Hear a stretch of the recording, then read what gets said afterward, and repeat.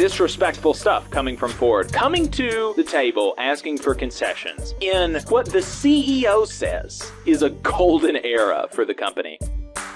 Which side are you on? Which side are you on? So that's where we are with GM and Stellantis. They have not offered a counter proposal to the UAW's demands, and the UAW has filed an unfair labor practice, as they should. Ford, however, did actually, they delivered a counter proposal. Whether it's in good faith or not is, that's another question, but there is something on paper that they're presenting. And so, before we let Shawn talk about what's in the proposal, just like he did in his presentation, it's worth remembering the state of the Ford Motor Company. Let's play that clip. Just as a reminder, we are living in a golden era for the Big Three. Ford's revenue and profits are surging. Ford made over $10.4 billion in profits in 2022 and is on track to surpass that in 2023. Those are profits created by our hands, our dedication, and our sacrifice. And those profits have resulted in unparalleled gains for company executives and rich shareholders. In fact, Ford CEO Jim Farley has said that Ford is entering, quote, the most promising period for growth in Ford's history. Nearly tripling second quarter profits. I mean, that is astronomical. A golden era for the Ford Motor Company here, according to its CEO, right? And so that's the context that you need to take into reading Ford's counterproposal. Let's start with what Ford is proposing with regard to temporary employees.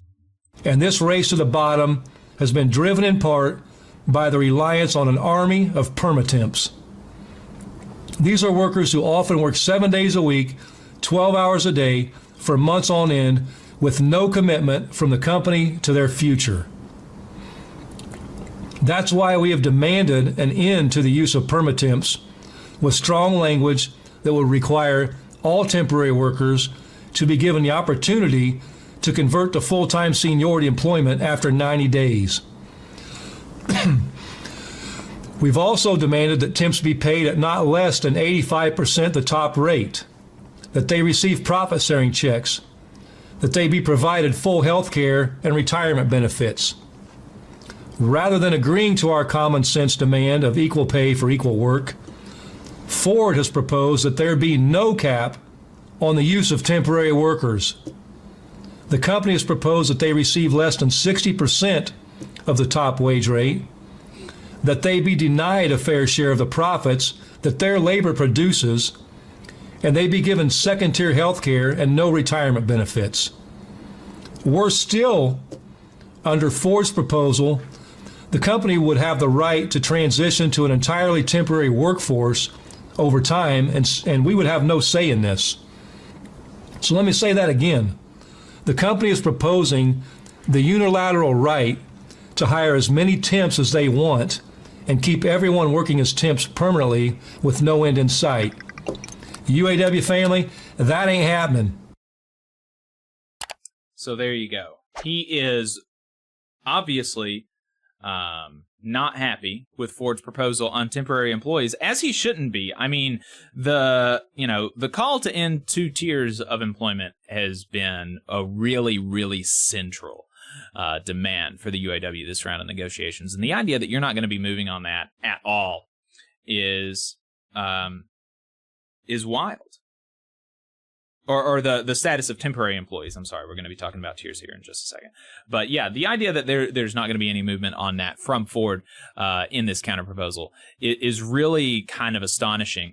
And you would think that they would be better able to read the room and at least try to do something like what UPS did. Because, the UPS didn't give away literally every single thing under the sun, but they were able to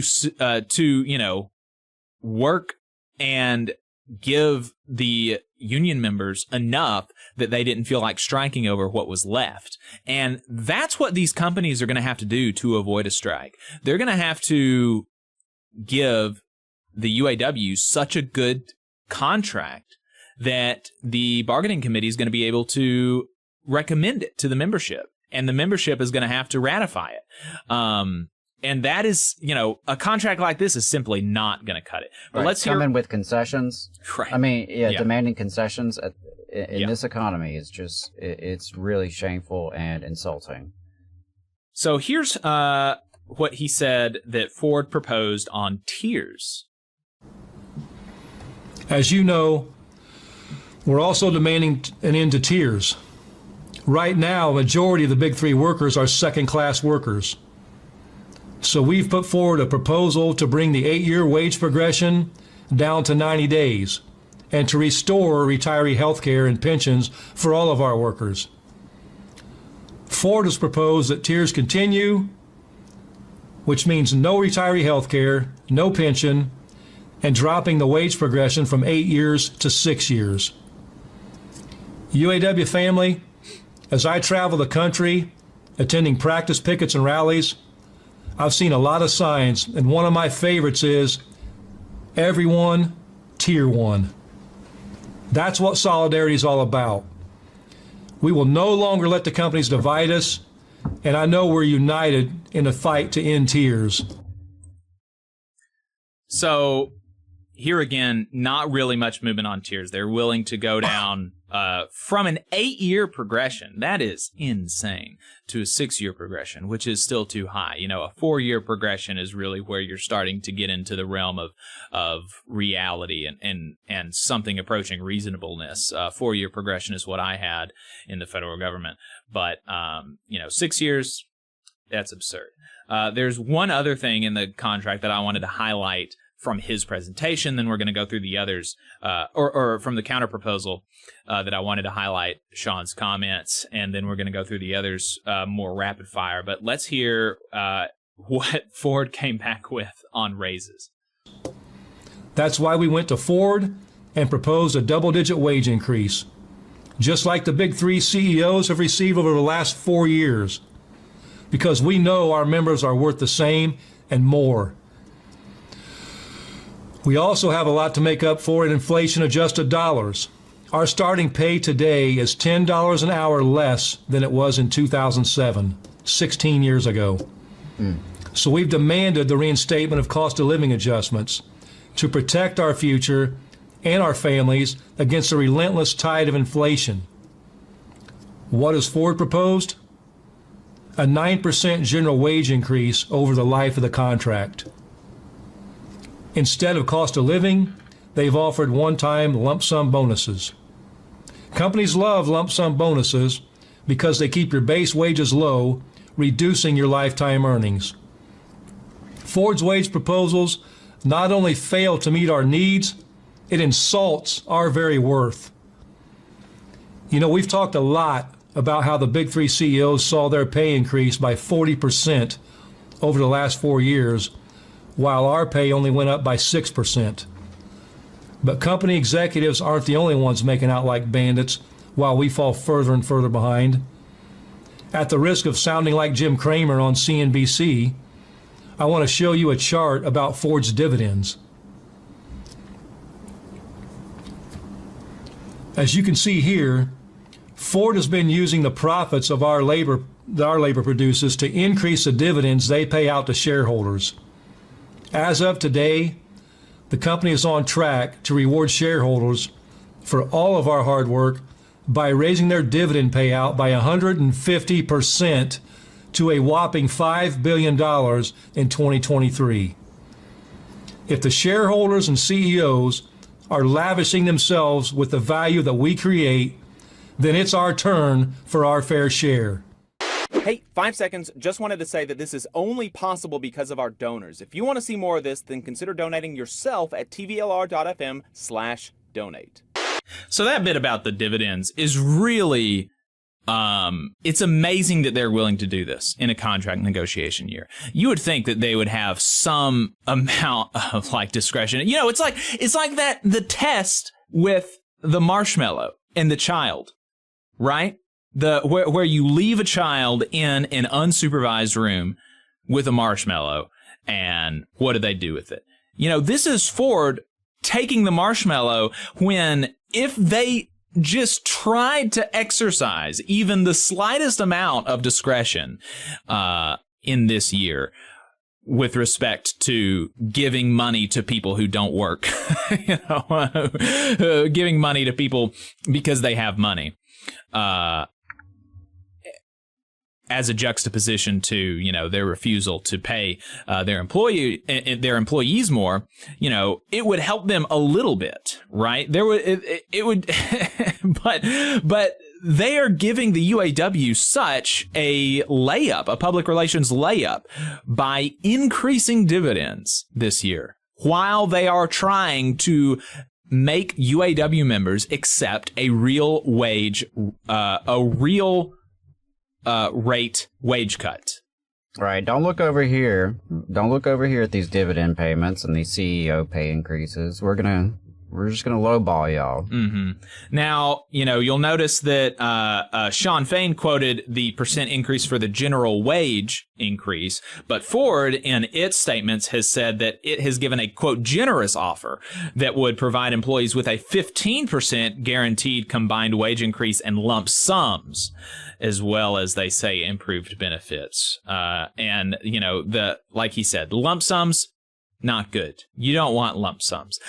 In fact, the brother from Cortland that I talk to a lot and that I have learned a lot from, Joe Marshall, from the used to work at the Champion paper mill over there.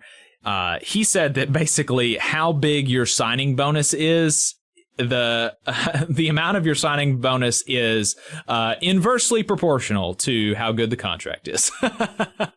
You know, the bigger the signing bonus, the worse the contract is. So, you know, don't be swayed by those lump sum bonuses. So, here is, and also, you know, so there was some other stuff, right? They wanted to reinstate COLA, you know, cost of living adjustments in the cases where, you know, in case of inflation, and Ford doesn't want to do that. They just want lump sums. Job security, they want, they have this working families protection programs, which I think is a really, really cool idea. They want to increase profit sharing, where Ford is proposing a 21% cut in profit sharing. And the UAW wants to increase work-life balance, reduce the work week, all of this. Ford rejected all quality of life proposals and refused to recognize Juneteenth as a paid holiday. And Ford rejected all increases to retiree pay. So very not good. I just want to delve on this Working Families Protection Program, explain what that is for just a second, because it's very, very cool. And what that would do is require automakers that close a factory to continue paying workers to do community service or other jobs that benefit the local community until and unless product returns to that community, which is a huge benefit. And friend of the show, Teddy Ostro at the Upsurge, who announced a couple of weeks ago that his podcast is going to be transitioning to cover the UAW struggle.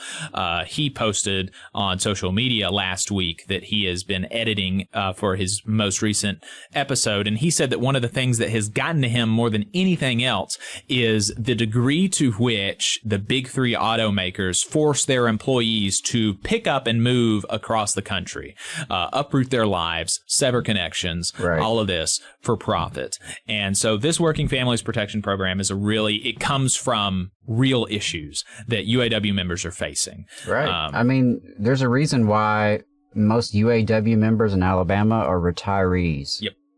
And no longer actively employed. Yep. So let's see his reaction to all this.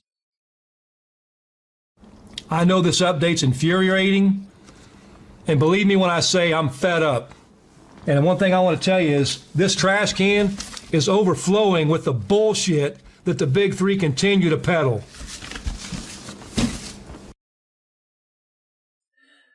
We love a recurring character, folks, and the trash can, I think, is probably going to be making a few more appearances in these live streams.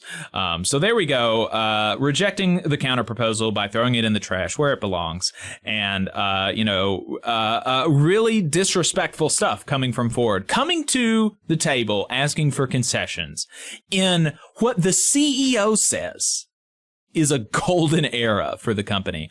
Really wild stuff. And totally contrary to a couple of people in our comments section last week who were saying that the auto companies don't have the money for any of this and that they don't even make any money anymore, which is a fascinating thing to believe, have to be totally disconnected from reality. You just saw a clip from the Valley Labor Report. We are live every Saturday morning from 9:30 a.m. till 12:30 p.m. And we pride ourselves on keeping all of our content free to everybody so that we can talk to as many working folks as possible. If you support the work that we're doing, you think that it's important, you think that it's good, then consider making a monthly contribution to the project, and you can do that on our website, tvlr.fm. Which side are you on?